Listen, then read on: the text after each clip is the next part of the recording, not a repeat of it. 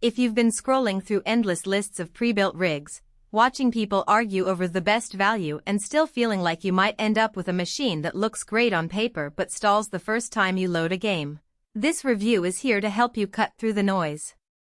Link is in the description if you want to check the product details on Amazon. I've been looking at a lot of mid-range gaming PCs lately, and the Skytech Azure keeps popping up because it promises a Ryzen 7 9700X combined with an RTX 4060, 2 TB of SSD storage and a full-size liquid cooler, all for a price that sits right between budget and enthusiast tiers. The real question is whether those headline numbers translate into a smooth daily experience or if you'll be paying for features you'll never actually use. First off, let's talk about who this machine is really built for. If you're the type of gamer who spends a good chunk of your week on titles like Cyberpunk 2077, Valorant or Elden Ring, and you want to hit 1080p or 1440p medium settings without constantly tweaking shaders, the Azure's combination of a modern Zen 3 CPU and the RTX 4060 is a solid match. The 32GB of DDR5 RAM ensures you won't run into memory bottlenecks when you have a bunch of tabs, mods, or streaming software open. On the other hand, if your gaming sessions are limited to indie titles, retro games, or you mainly use your PC for web browsing and office work, you'll probably find the same performance from a less expensive build that uses a Ryzen 5 or even a mid-range Intel i5. In those cases, the extra RAM and the 2 TB SSD might feel like overkill.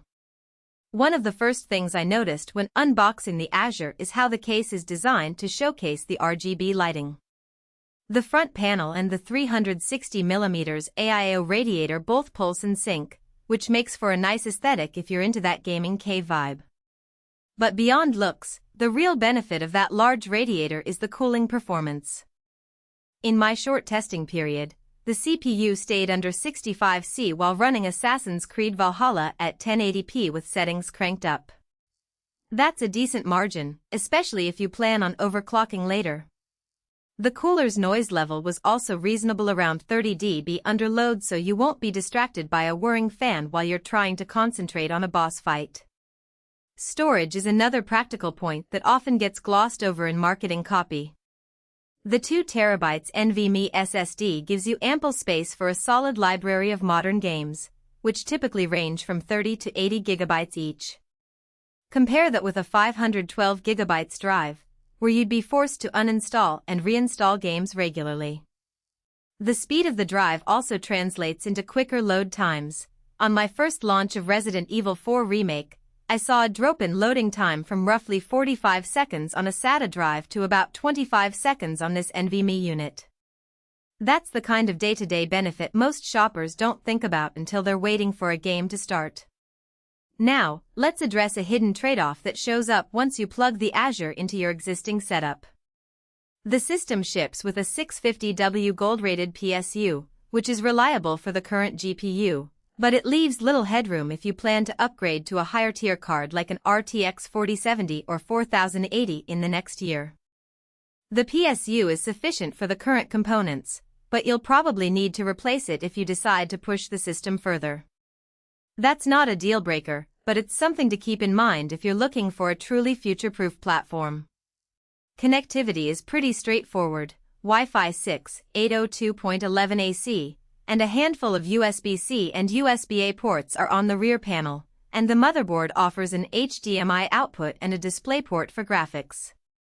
I tested both ports with a 144Hz monitor, and the frame rates held steady across the board. However, there's only one HDMI output, which could be limiting if you want to run a console and a PC on the same TV without swapping cables. It's a small inconvenience, but it can become annoying if you have a multi-display workflow. One practical strength that stands out is the lack of bloatware.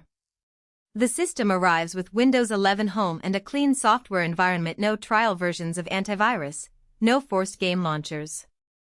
That saves you a few minutes of clicking skip and a little bit of disk space. Some pre-built PCs come with dozen-plus utilities that you never use, so the clean start is a subtle yet noticeable advantage. On the downside, the case's airflow design can be a bit restrictive if you decide to add extra fans. The front panel is mostly a glass slab, and while the AIO Liquid Cooler does a good job of moving heat away from the CPU, the GPU relies on the case's side vents. If you push the RTX 4060 to its limits in a sustained 1445 session, the GPU temperature hovered around 78 C, not dangerous, but higher than you'd see in a case with more intake fans. Adding a couple